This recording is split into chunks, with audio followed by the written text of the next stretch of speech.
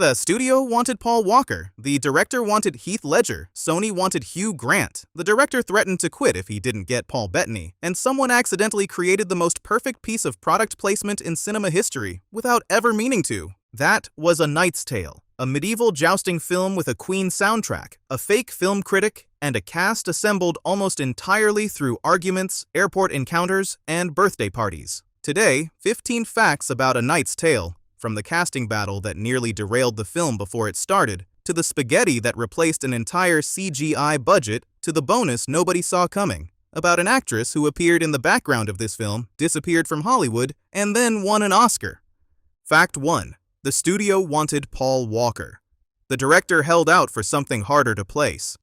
Sony's original choice for William Thatcher was Paul Walker, commercially hot after a string of youth-oriented films. Director Brian Helgeland disagreed. His specific objection was that Walker felt too contemporary, too much like someone who belonged in a car rather than on a horse. He wanted a quality that could exist in the medieval world and in the film's modern sensibility simultaneously. Helgeland held out. The irony is that Walker went directly from losing this role to The Fast and the Furious, which opened just 6 weeks after A Knight's Tale. The director's instinct about what Walker was suited for turned out to be correct, just not in the way anyone intended. Fact 2. Heath Ledger got the role because he played a didgeridoo in an airport restaurant. Helgeland encountered Ledger during a 5-hour layover at Los Angeles Airport. Ledger was flying home to Australia after filming The Patriot and was carrying a long tube.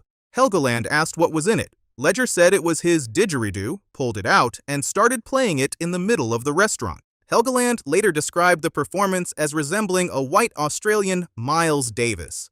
The entire restaurant stopped to watch. He said he fell in love with Heath in that moment and offered him the role on the spot. At the time, Ledger was known primarily from the teen film 10 Things I Hate About You. The airport restaurant performance was the entire audition. Fact 3. Sony wanted Hugh Grant. The director threatened to leave the film if he didn't get Paul Bettany. The role of Geoffrey Chaucer required a specific energy that Helgeland had already identified in one actor. Sony favored Hugh Grant. Helgeland made his position unambiguous. He would walk off the production if Bettany wasn't cast. Bettany later explained the situation, noting that having Ledger attached gave Helgeland leverage he might not otherwise have had. The director's commitment went back further. They had tried to work together on a previous project at Fox that had collapsed, and Helgeland had simply waited. After landing the part, Bettany would describe Helgeland as the person who launched his Hollywood career. Fact 4. Sony didn't think Bettany was funny, so the director filmed him in his living room.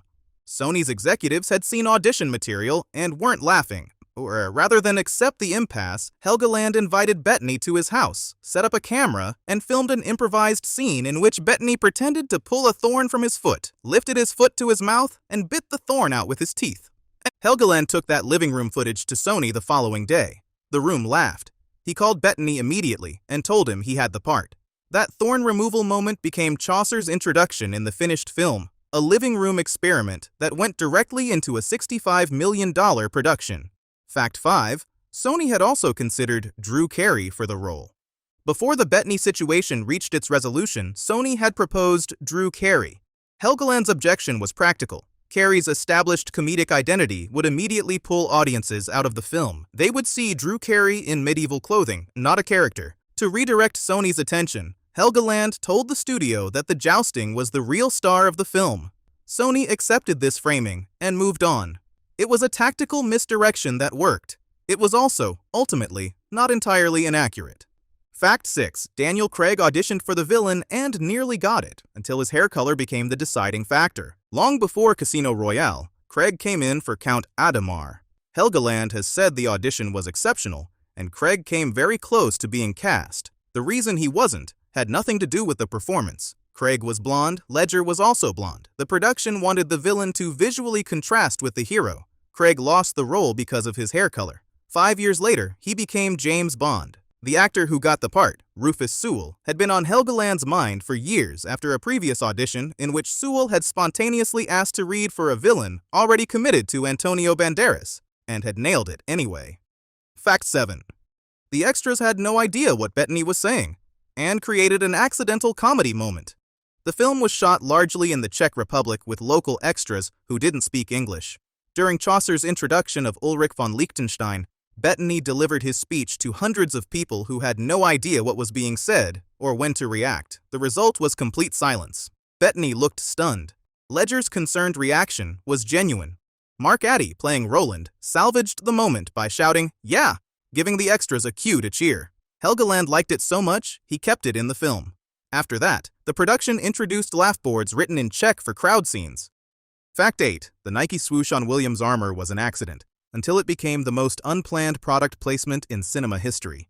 When Kate the blacksmith stamps her mark on Williams' armor, it takes the form of two inverted swooshes. It was intended as a throwaway visual joke about the film's anachronistic style. Nobody gave it serious thought. After filming wrapped, the team realized they needed Nike's permission. They showed the scene to a Nike executive.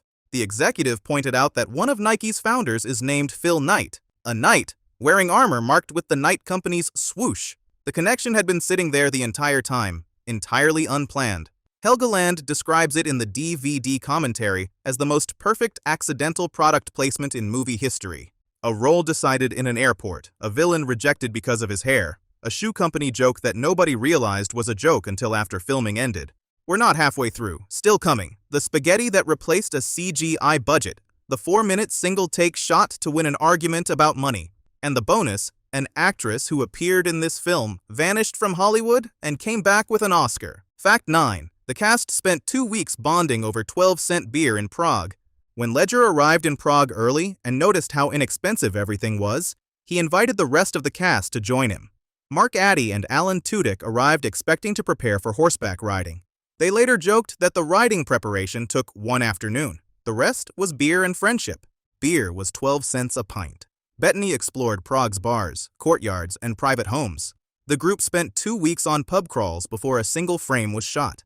The warmth between the characters on screen was built in Czech bars before any of it existed on the page. Fact 10. The church scene is a 4-minute single-take shot to save $130,000. The set was costing $130,000 per day, and the production was behind schedule. Sony told Helgeland he was over budget. In response, he shot the entire church scene. 4 minutes of William following Jocelyn through the space as their relationship fractures and rebuilds, in a single continuous take with no coverage, no close-ups, no alternative angles. When Sony asked where the additional footage was, Helgeland told them he had just saved them $130,000. The scene was rehearsed like choreography, with actors and camera moving as one. It remains one of the most quietly controlled sequences in the film. Fact 11. The lances were filled with spaghetti because someone smashed one into a wall. The production had originally planned to use CGI to simulate the shattering of lances on armor. The practical effects supervisor was testing a lance one day, smashed it against a wall, and watched it explode convincingly. When Helgeland asked what had been done to achieve the effect, the answer was spaghetti. The lances were hollow balsa wood packed with small wood chips and uncooked pasta. On impact, they shattered into a spray that looked exactly like flying splinters. The CGI budget for that effect was abandoned. The production reportedly worked through significant quantities of both spaghetti and linguine before filming was complete. Fact 12. One stuntman played multiple tournament characters by changing his jersey. The production could find only 4 people in the world capable of actually jousting. 2 were French jousters from Renaissance fairs. 1 ran the jousting show at the Excalibur Hotel in Las Vegas. That third man, Tom DuPont, became the hidden engine of the tournament sequences. He wore different jerseys to portray multiple characters across the same scenes, appearing in the background and foreground in different costumes within the same day of filming. Most of the close-up impact shots, the head hits, the dramatic collisions, they are the same person in different colors. Fact 13. Shannon Sossamon beat Kate Hudson for the lead female role without any acting experience.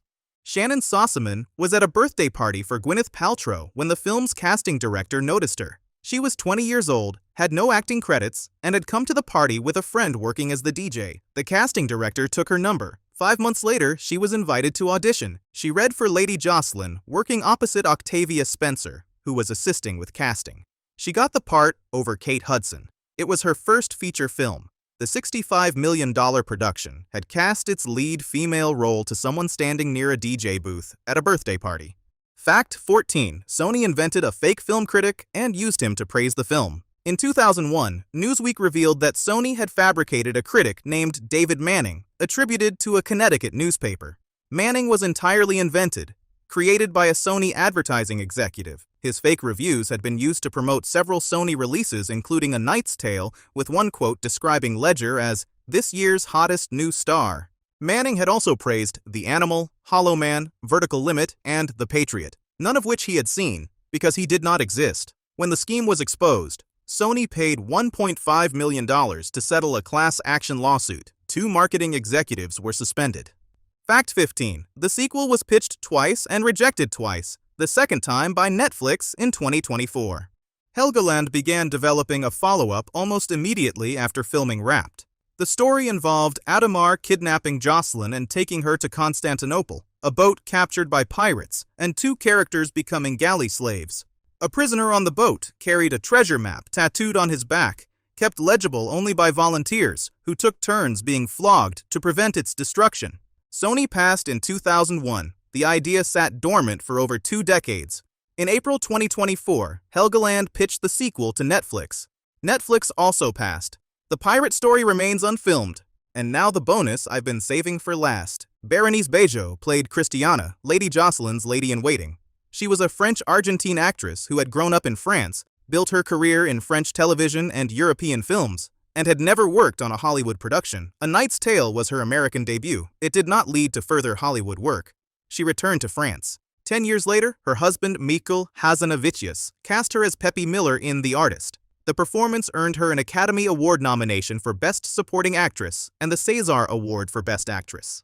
2 years after that, she won Best Actress at Cannes. The actress who had appeared in the margins of a medieval comedy in 2001, whose American debut went entirely unnoticed, became one of the most decorated performers of the following decade. She was there the whole time. Nobody was watching.